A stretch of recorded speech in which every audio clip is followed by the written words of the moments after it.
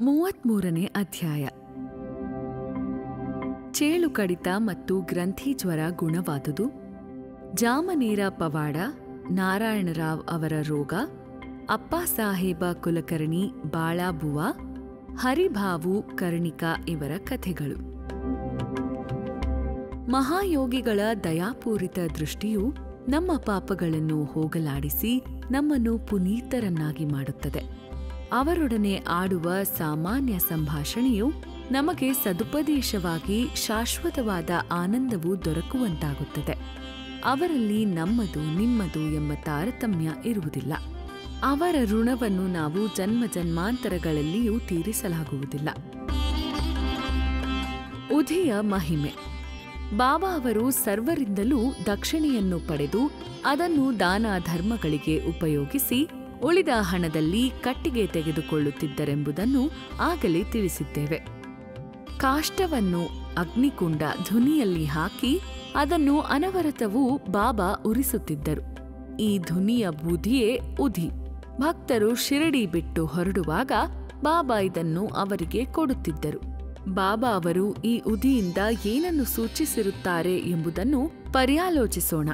ಇದರಿಂದ ಈ ಪ್ರಪಂಚದಲ್ಲಿ ಎಲ್ಲವೂ ಬೂದಿಯಂತೆ ನಶ್ವರವಾದುದು ಎಂದು ಬಾಬಾ ತಿಳಿಸಿರುತ್ತಾರೆ. ಎಂದಾದರೊಮ್ಮೆ ಪಂಚೇಂದ್ರಿಯಗಳನ್ನೊಳಗೊಂಡ ಈ ದೇಹವು ಭೋಗಾಪೇಕ್ಷೆಗಳ ನಂತರ ನೆಲಕ್ಕುರುಳಿ ಬೂದಿಯಾಗುವುದು ಖಂಡಿತ. ಇದನ್ನು ಜ್ಞಾಪಿಸಲೆಂದೇ ಬಾಬಾ ಅವರು ಉದಿ ಹಂಚುತ್ತಿದ್ದರು. ಬ್ರಹ್ಮನೊಬ್ಬನೇ ನಿತ್ಯನು, ಈ ಪ್ರಪಂಚವು ಅನಿತ್ಯವಾದುದು. ಈ ಪ್ರಪಂಚದಲ್ಲಿ ಪುತ್ರನಾಗಲಿ ಮಾತಾಪಿತರಾಗಲಿ ಪತ್ನಿಯಾಗಲಿ ಯಾರೂ ನಮ್ಮವರಲ್ಲ. ಈ ಪ್ರಪಂಚಕ್ಕೆ ಬರುವಾಗ ನಾವು ಒಬ್ಬರೇ ಬಂದೆವು, ಹೋಗುವಾಗಲೂ ಒಬ್ಬರೇ ಹೋಗುತ್ತೇವೆ ಎಂದು ಬಾಬಾ ತಿಳಿಸಿದ್ದಾರೆ. ಉದಿಯಿಂದ ಬಾಬಾರವರು ಅನೇಕ ಭೌತಿಕ ಮತ್ತು ಮಾನಸಿಕ ರೋಗಗಳನ್ನು ಗುಣ ಮಾಡುತ್ತಿದ್ದರು ಮತ್ತು ಈಗಲೂ ಗುಣವಾಗುತ್ತಿದೆ. ಸತ್ಯ ಮತ್ತು ಮಿಥ್ಯದ ವಿವೇಚನೆಯ ತತ್ವವನ್ನು, ವಿರಕ್ತಿಯನ್ನು ಈ ಉದಿ ಮತ್ತು ದಕ್ಷಿಣೆಯ ರೂಪದಿಂದ ಭಕ್ತರಿಗೆ ತಿಳಿಸಲು ಬಾಬಾ ಪ್ರಯತ್ನಪಟ್ಟರು. ಉದಿಯು ವಿವೇಚನೆಯನ್ನು, ದಕ್ಷಿಣೆಯು ವಿರಕ್ತಿಯನ್ನು ಉಪದೇಶಿಸುತ್ತದೆ.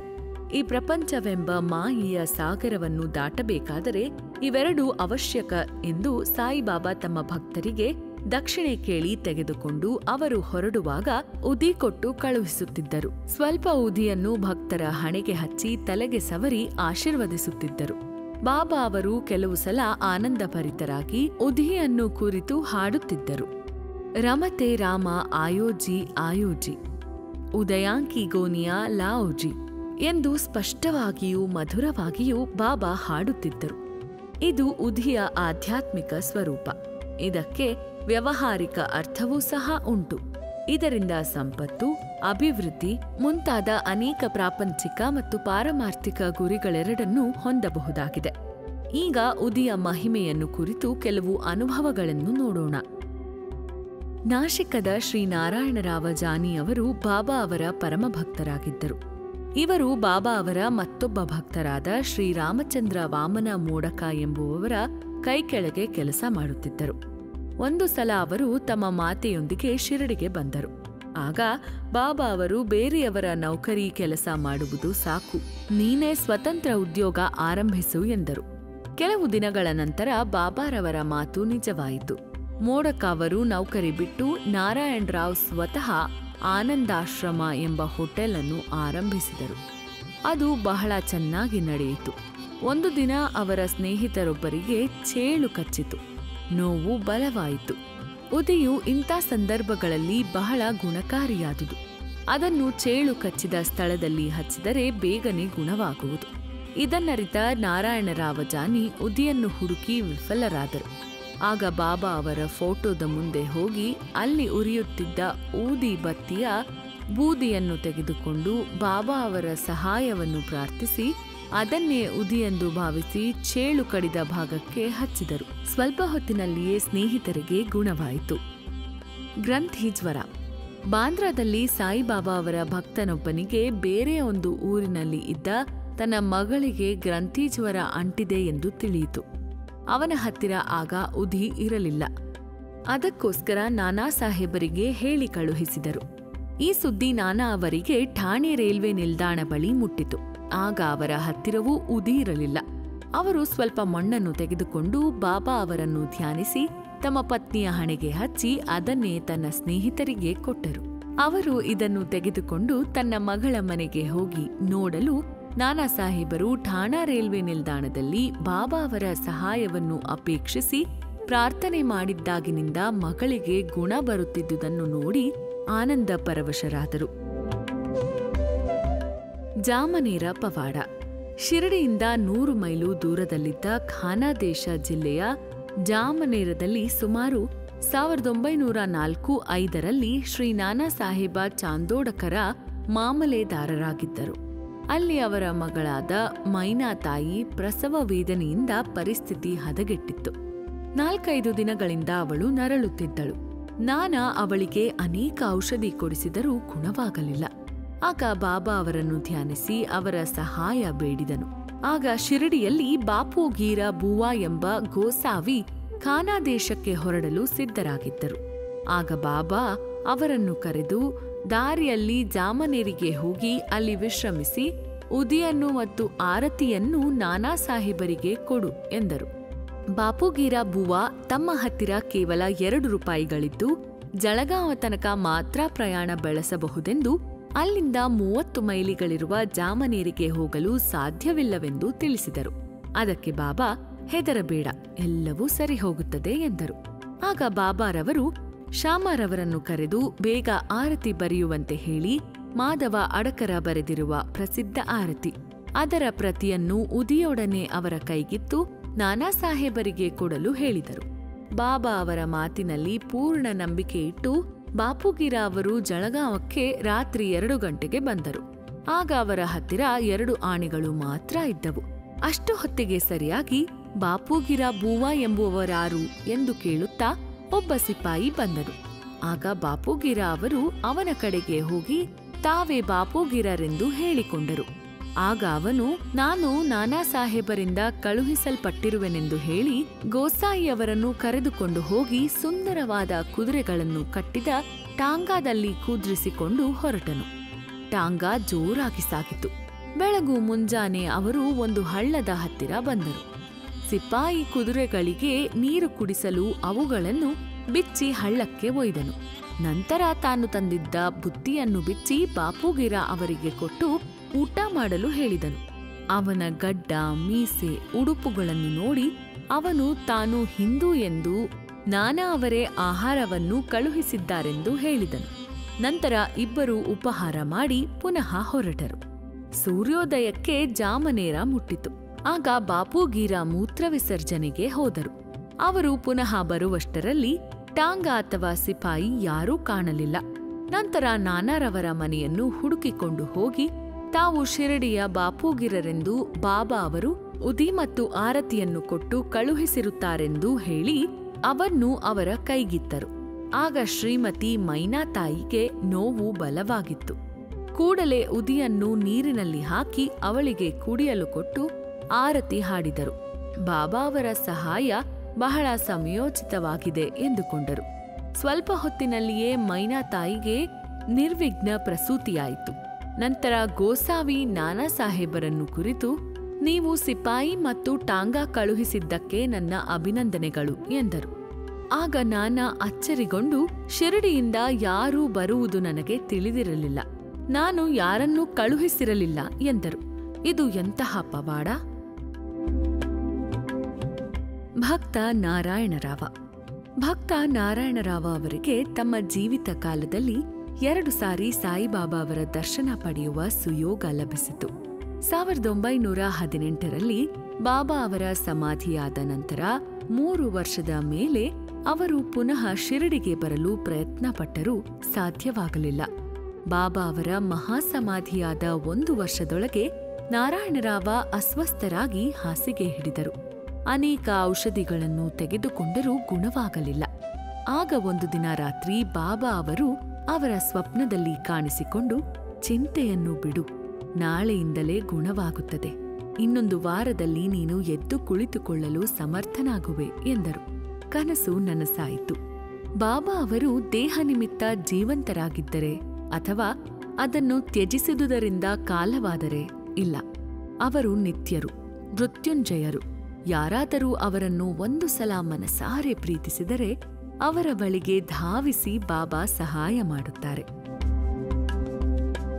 ಅಪ್ಪಾ ಸಾಹೇಬ ಕುಲಕರ್ಣಿ 1917ರಲ್ಲಿ ಅಪ್ಪಾ ಸಾಹೇಬ ಕುಲಕರ್ಣಿ ಅವರ ಸಮಯ ಬಂದಿತು. ಅವರಿಗೆ ಠಾಣಾ ಜಿಲ್ಲೆಗೆ ವರ್ಗಾವಣೆಯಾಯಿತು. ಅಂದಿನಿಂದ ಅವರು ಬಾಳಾ ಸಾಹೇಬ ಭಾಟೆ ಅವರು ಕೊಟ್ಟಂತಹ ಬಾಬಾ ಅವರ ಫೋಟೋ ಅನ್ನ ಶ್ರದ್ಧೆ ಮತ್ತು ಭಕ್ತಿಯಿಂದ ಪೂಜೆ ಮಾಡುತ್ತಿದ್ದರು. ಪ್ರತಿದಿನವೂ ಫೋಟೋಕ್ಕೆ ಗಂಧ, ಪುಷ್ಪ, ನೈವೇದ್ಯ ಅರ್ಪಿಸುತ್ತಿದ್ದರು. ಅವರು ಯಾವಾಗಲೂ ಬಾಬಾ ಅವರನ್ನೇ ಎವೆಯಿಕ್ಕದೆ ಧ್ಯಾನಿಸುತ್ತಿದ್ದರು. ಬಾಬಾ ಅವರ ಫೋಟೋ ಶ್ರದ್ಧೆಯಿಂದ ನೋಡಿದರೆ ಅವರನ್ನು ಪ್ರತ್ಯಕ್ಷ ನೋಡಿದಂತೆಯೇ ಎಂದು ಹೇಳಿದರೆ ತಪ್ಪಾಗಲಾರದು.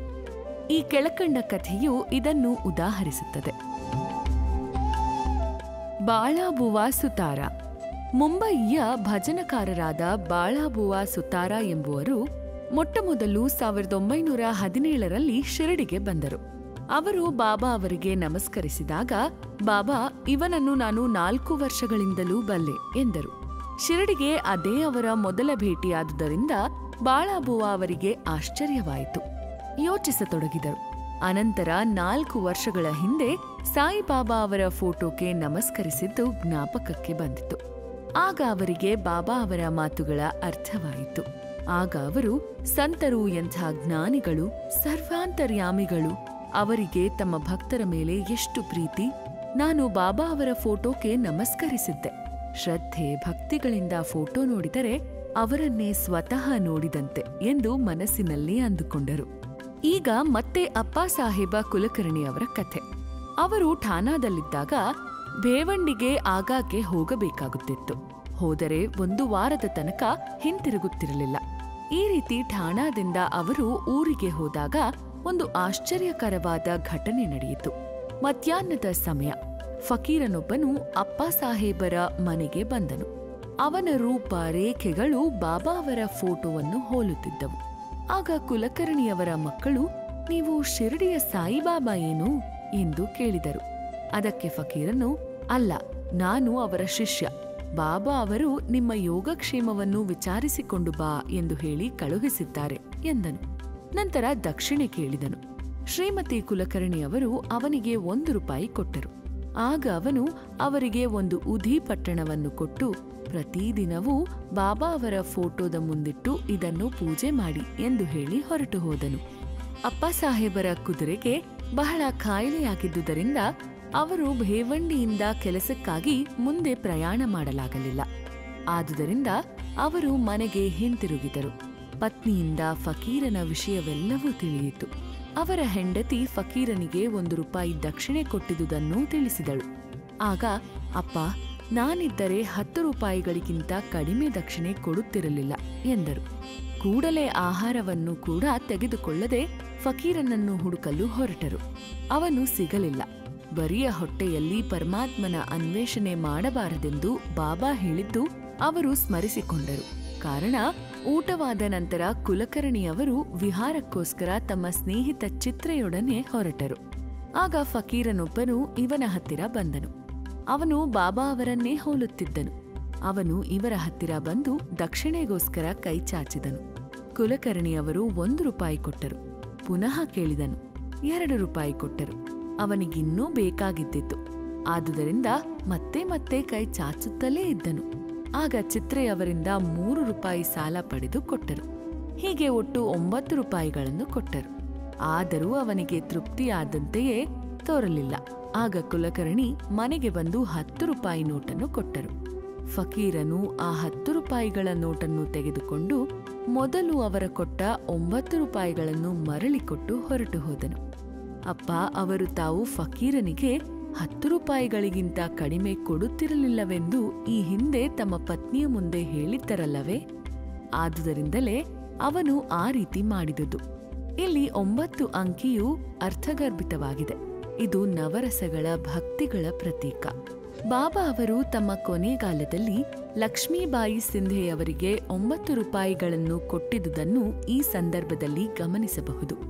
ಅಪ್ಪಾ ಸಾಹೇಬರು ಉದಿಯ ಪಟ್ಟಣವನ್ನು ಬಿಚ್ಚಿ ನೋಡಿದರು. ಅದರಲ್ಲಿ ಹೂವು ಮತ್ತು ಅಕ್ಷತೆಗಳಿದ್ದವು. ಕೆಲವು ಕಾಲದ ನಂತರ ಅವರು ಶಿರಡಿಗೆ ಹೋದಾಗ ಬಾಬಾ ಅವರ ಒಂದು ಕೂದಲೆಳೆಯನ್ನು ತೆಗೆದುಕೊಂಡು ಬಂದು ಅವೆಲ್ಲವನ್ನೂ ಒಂದು ತಾಯಿತದಲ್ಲಿ ಹಾಕಿ ತೋಳಿಗೆ ಕಟ್ಟಿಕೊಂಡರು. ಆಗ ಅವರಿಗೆ ಉದಿಯ ಶಕ್ತಿಯ ಅರಿವಾಯಿತು. ಅವರು ಬಹಳ ಸಮರ್ಥರಿದ್ದರು. ಅವರಿಗೆ ಮೊದಲು 40 ರೂಪಾಯಿಗಳ ಸಂಬಳ ಮಾತ್ರ ದೊರಕುತ್ತಿತ್ತು. ಬಾಬಾ ಅವರ ಫೋಟೋ ಮತ್ತು ಉದಿ ದೊರಕಿದ ನಂತರ ಅದು 40 ರೂಪಾಯಿಗಳು ಎಷ್ಟೋ ಮಡಿ ಹೆಚ್ಚಾಯಿತು. ಪ್ರಾಪಂಚಿಕ ಸುಖದ ಜೊತೆಯಲ್ಲಿ ಅವರ ಆಧ್ಯಾತ್ಮಿಕ ಬೆಳವಣಿಗೆಯೂ ಆಯಿತು. ಆದ್ದರಿಂದ ಬಾಬಾ ಅವರ ಉದಿಯನ್ನು ದೊರಕಿಸಿ ನಾವು ನಿತ್ಯವೂ ಸ್ನಾನವಾದ ನಂತರ ಅದನ್ನು ಹಣೆಗೆ ಹಚ್ಚಿಕೊಂಡು ಸ್ವಲ್ಪ ಉದಿಯನ್ನು ನೀರಿನಲ್ಲಿ ಬೆರೆಸಿ ಪವಿತ್ರ ತೀರ್ಥವೆಂದು ಸೇವಿಸಬೇಕು. ಹರಿಭಾವು ಕರ್ಣಿಕ. ಠಾಣಾ ಜಿಲ್ಲೆಯ ಶ್ರೀ ಹರಿಭಾವು ಕರ್ಣಿಕ ಅವರು 1917ರ ಗುರುಪೌರ್ಣಮಿಯ ದಿನ ಶಿರಡಿಗೆ ಬಂದು ಬಾಬಾ ಅವರನ್ನು ಪೂಜಿಸುತ್ತಿದ್ದರು. ಅವರು ಬಾಬಾ ಅವರಿಗೆ ಬಟ್ಟೆ ಮತ್ತು ದಕ್ಷಿಣೆಗಳನ್ನು ಅರ್ಪಿಸಿ ಅವರ ಆಶೀರ್ವಾದ ಪಡೆದು ಮಸೀದಿಯಿಂದ ಕೆಳಗೆ ಇಳಿಯುತ್ತಿದ್ದರು. ಆದರೆ ಬಾಬಾ ಅವರಿಗೆ ಮತ್ತೊಂದು ರೂಪಾಯಿ ದಕ್ಷಿಣೆಯನ್ನು ಅರ್ಪಿಸಬೇಕೆಂದು ಯೋಚಿಸಿ ಹಿಂತಿರುಗುವಾಗ ಅವರ ಹಿಂದೆಯೇ ಇದ್ದ ಶ್ಯಾಮ ಅವರು ಒಂದು ಸಲ ಬಾಬಾ ಅವರಿಂದ ಆಶೀರ್ವಾದ ಪಡೆದ ನಂತರ ಮತ್ತೆ ಹಿಂತಿರುಗಿ ಬರಬಾರದೆಂದು ಹೇಳಿದರು. ಆದ್ದರಿಂದ ಹಾಗೆಯೇ ಊರಿಗೆ ಹೊರಟರು. ನಾಶಿಕದಲ್ಲಿ ಕಾಳಾರಾಮನ ದರ್ಶನಕ್ಕೆಂದು ಅವರು ದೇವಾಲಯಕ್ಕೆ ಹೋದರು. ಅಲ್ಲಿ ದೇವಸ್ಥಾನದ ಬಾಗಿಲ ಬಳಿ ಕುಳಿತು ಭಜನೆ ಮಾಡುತ್ತಿದ್ದ ಸಂತ ಶ್ರೀ ನರಸಿಂಹ ಮಹಾರಾಜರು ಅಂದು ತಮ್ಮ ಭಜನೆಯನ್ನು ನಿಲ್ಲಿಸಿ ಭಕ್ತರನ್ನು ಬಿಟ್ಟು ಇವರ ಹತ್ತಿರ ಬಂದು ಕೈ ಹಿಡಿದು ನನ್ನ 1 ರೂಪಾಯಿ ಕೊಡು ಎಂದರು. ಕರ್ಣಿಕ ಅವರು ಆಶ್ಚರ್ಯಗೊಂಡು ತಾವು ಕೊಡಬಯಸಿದ್ದ 1 ರೂಪಾಯಿಯನ್ನು ಬಾಬಾ ಅವರೇ ತೆಗೆದುಕೊಳ್ಳುತ್ತಿದ್ದಾರೆ ಎಂದು ಬಹಳ ಆನಂದದಿಂದ ಕೊಟ್ಟರು. ಈ ಕಥೆಯಿಂದ ಸಂತರೆಲ್ಲರೂ ಒಂದೇ, ಅವರೆಲ್ಲರೂ ಒಂದೇ ಧ್ಯೇಯದಿಂದ ಜೀವಿಸುತ್ತಾರೆ ಎಂಬುದು ತಿಳಿದು ಬರುತ್ತದೆ. ಶ್ರೀ ಸಾಯಿ ಪ್ರಣಾಮ.